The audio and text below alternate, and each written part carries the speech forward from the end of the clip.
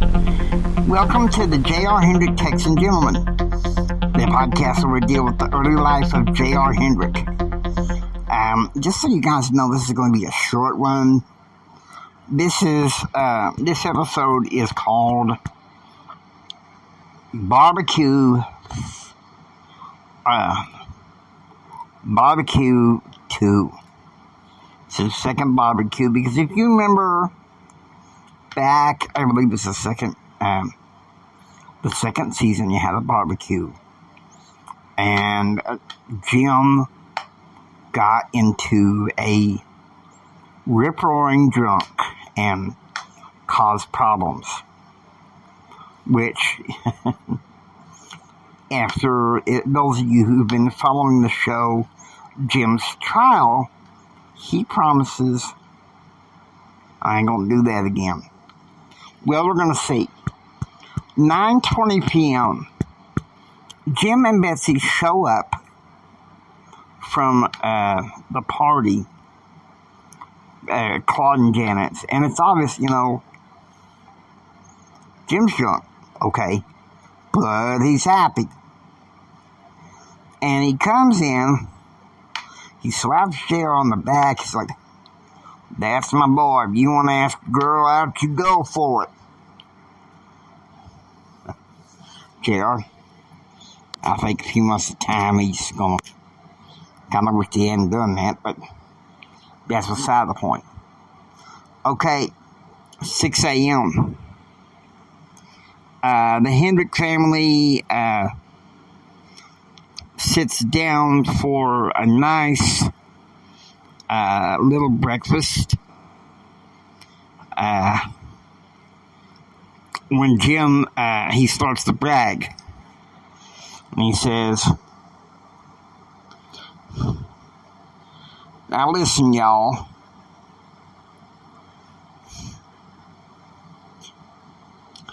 Andrew House came to visit me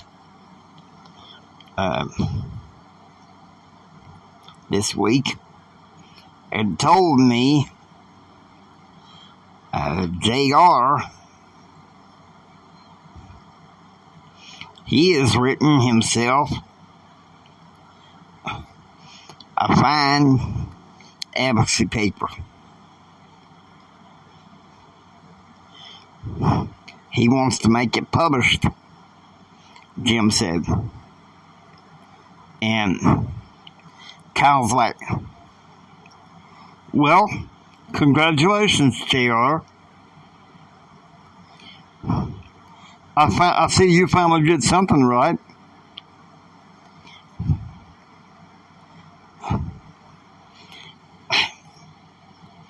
Now, I would go ahead and give Kyle the bill, but let's go ahead and give him the benefit of the doubt. But Carl stands up. Okay? It says, now, don't forget what we talked about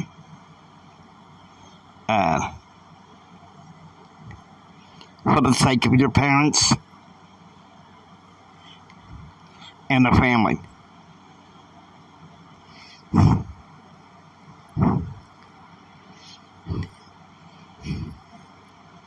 Who's been grieving. Let's have some respect and peace.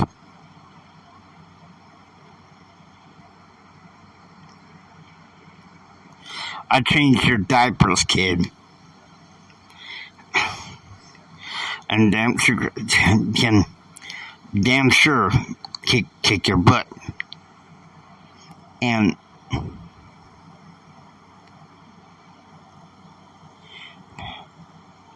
Kyle's like, "Don't worry.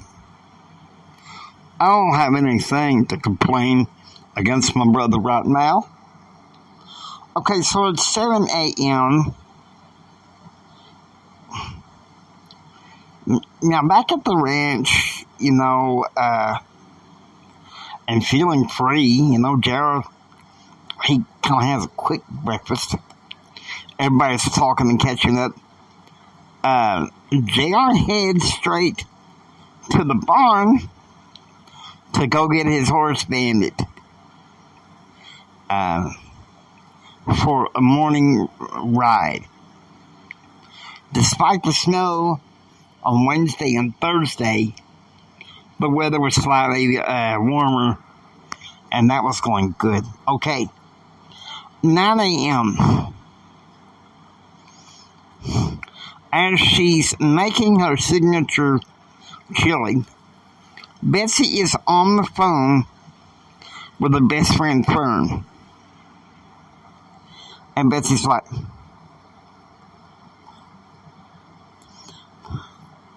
yeah, it's fantastic. He's taking me back with him to Washington, D.C. on Monday. Betsy said, yeah, I know.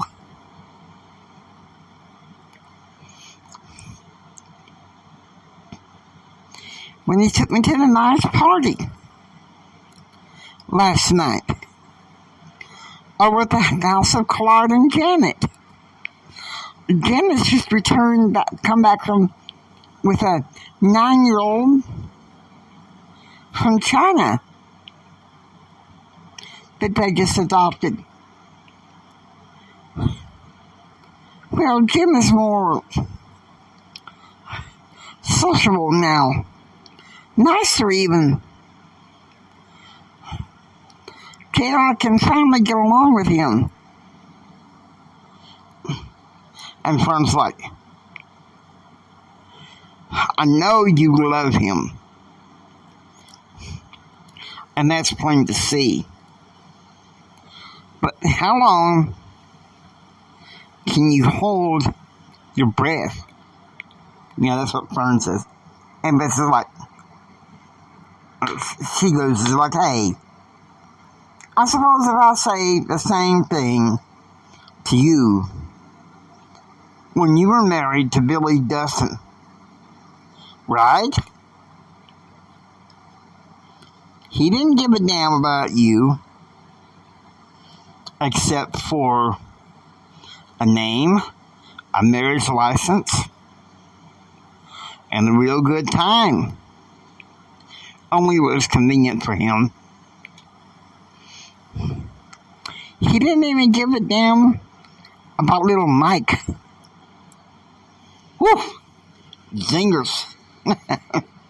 Well, Mama and Fern were all good about having the zingers.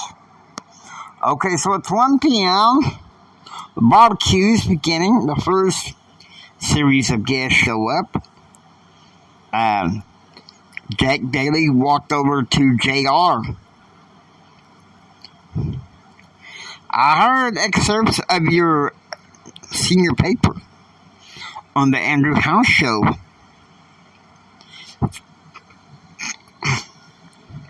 What's the matter with you? Can you call him for help? Don't listen to that stupid nitwit lecturer who has no thesis. Celebrities don't know how to respond to a decent argument against their case. Nor can they handle the right debate. Uncle Carl also approached JR.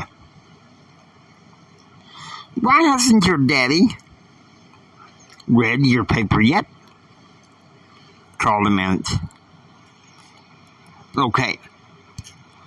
If I remember correctly from the previous episode, JR had already given Jim the paper. So, Carl, we don't have no choice. That's our first bell for the barbecue, which means Jim's spirit must be smoking hot. And JR's like, I sent it to him early yesterday morning.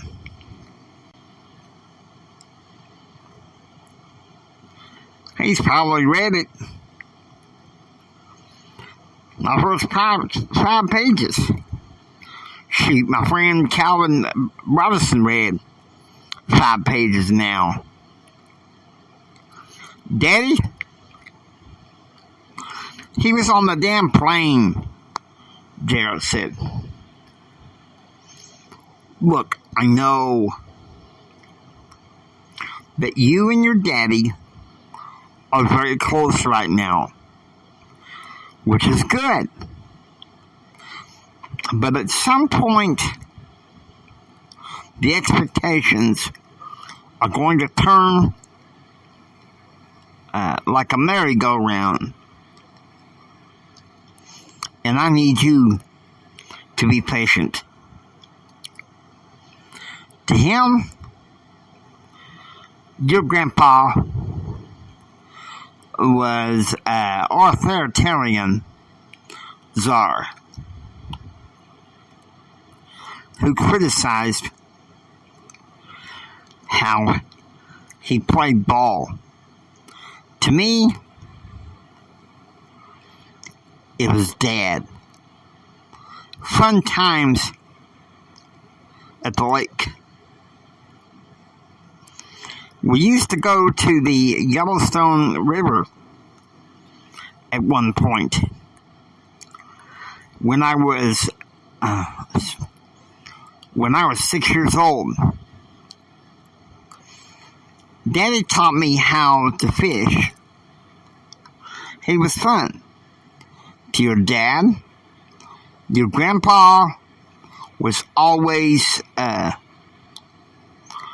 someone staring over his shoulder, yelling, Junior! All those words rang hollow.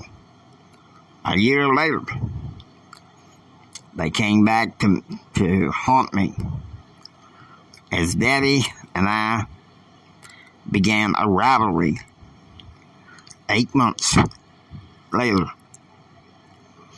A game of political chicken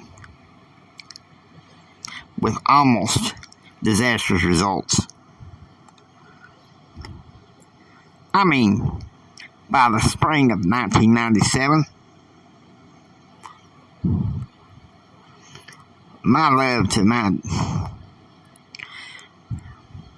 I love my daddy dearly, but severely doubted that he really loved me. 2 p.m. Jim is standing near where the grills are, and some of the caterers are making their meals, and of course he's making his signature barbecue spare ribs when Bob Newcastle approached him.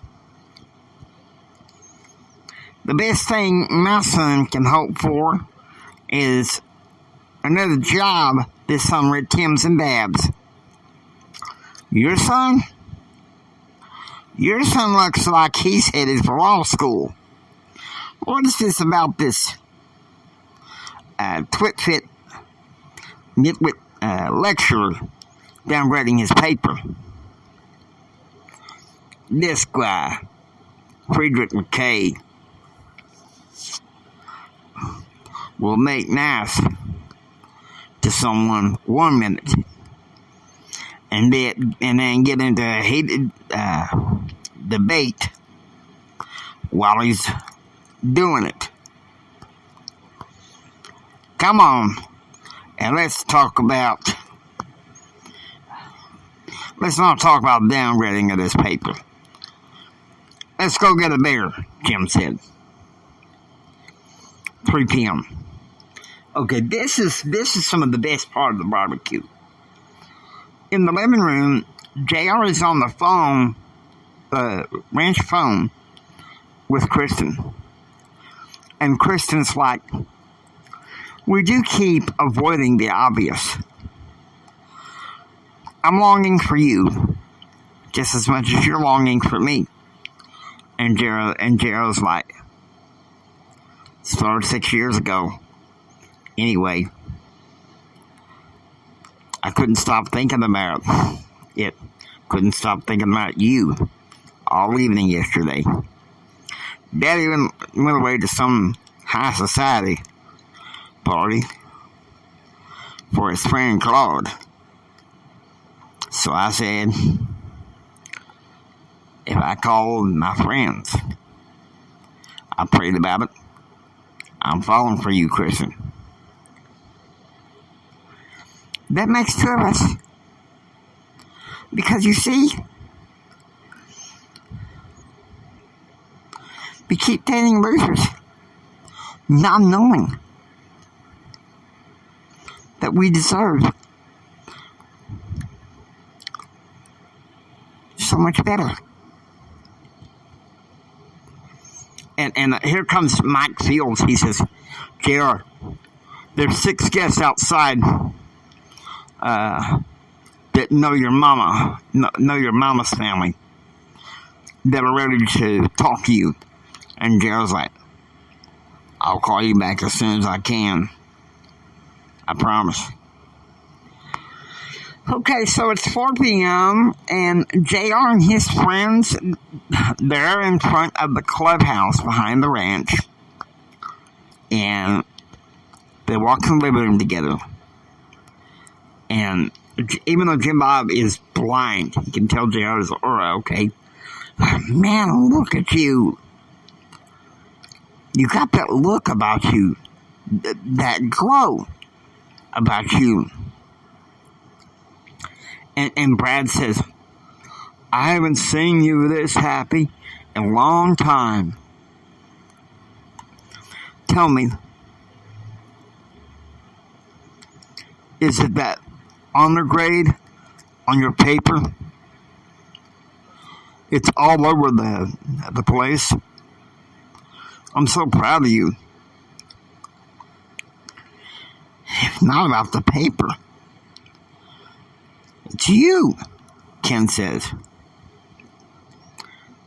I think I'm in love. And miss him like any other, this is unlike any other before. Kristen does something to me. We've known each other for 6 years now. Things are finally coming home, Jared said. Listen, I have this video, this musical I want you guys to watch. It's called Cotton Patch Gospel. I'll put it in the VCR on the TV so we can watch it, Brad said. Jared, this is one of the biggest gestures that Brad had given to me in a long time. After so long, things had focused on a rivalry between me, Brad, and Karen Crowder. But finally, things go back to the order the way it ought to be. 7 p.m. The barbecue is going like crazy. And Jim has requested to play some 1970s Vida Gosden and Lizzie Gordon being piped in. As you could tell, there was quite a party for JR and his friends going on at the clubhouse.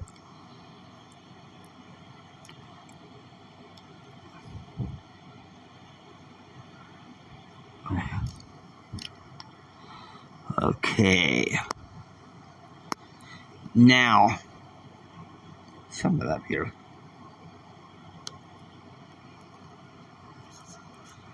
Please y'all be patient, please.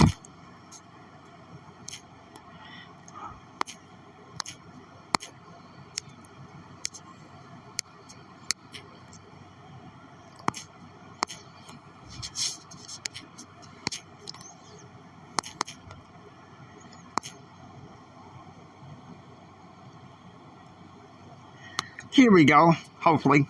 Maybe. Wrong. wrong one.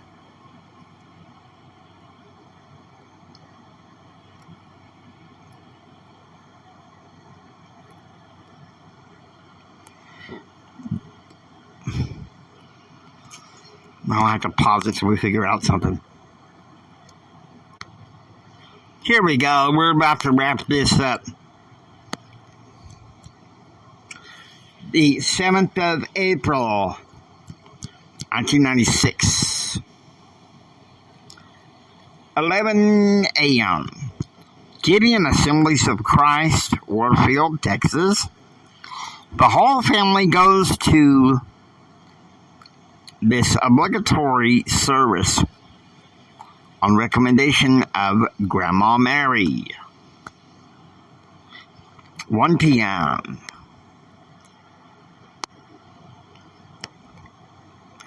Here we are back at Swainfield.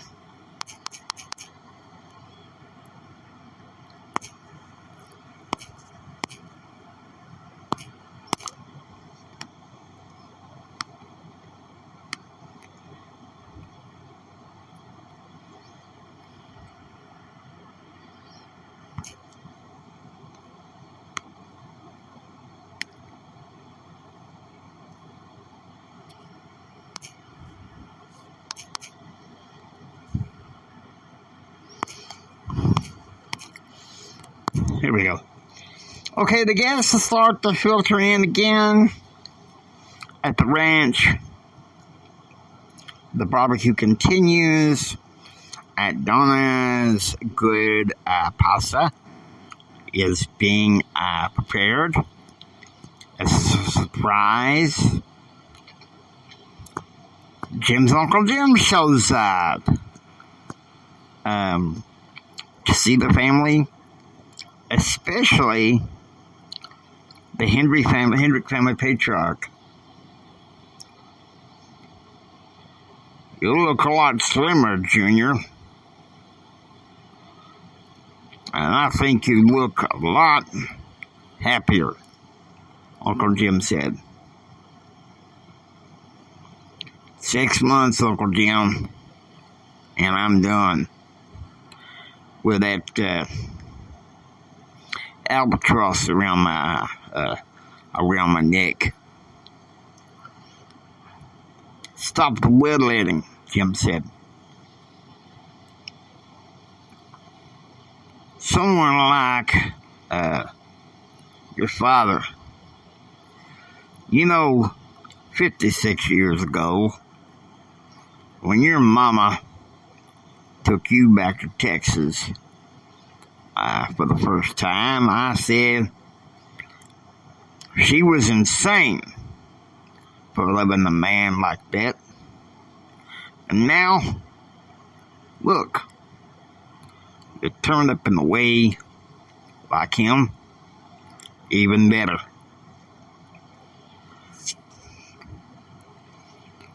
Ask my late father-in-law. Betsy would have left me, and Betsy would have left me if it wasn't for him. Okay, so trying to get this adjusted. This crazy thing just went. Okay, so here we go. 3 p.m. The barbecue feast is going on with a variety of music going on. Lots of jazz, lots of 60s jazz, 70s disco, some rock, 90s hip hop, and R&B. With everybody having a good time. Even though Jim and Uncle Jim were arguing about what to do with one of the barns in the back of the ranch. John, what's up with that? Uncle Jim wanted to tear it down. And Daddy said, no. We got another herd of cattle we got around this spring and this winter. 7:40 p.m. At last, most of the barbecue was over, except for a few guests, and everybody was having a good time. Of course, JR slipped into the living room to give Kristen a call, a sign of things to come. And that is the Swainfield BBQ. Now, the next episode is going to be quite a bit longer, okay? I want you to know that. It's going to be quite a bit longer. We're going to have some acts, and might even put this on True Social. So with that, hope you enjoy listening to the J.R. Hendrick Texan Gentleman. If you like what you hear, please subscribe, become a part to the adventure. This is the J.R. Hendrick, this is James Hendrick Empowerment Network. Saying until next time, get ready for the rest of the story. It's going to get more interesting from here.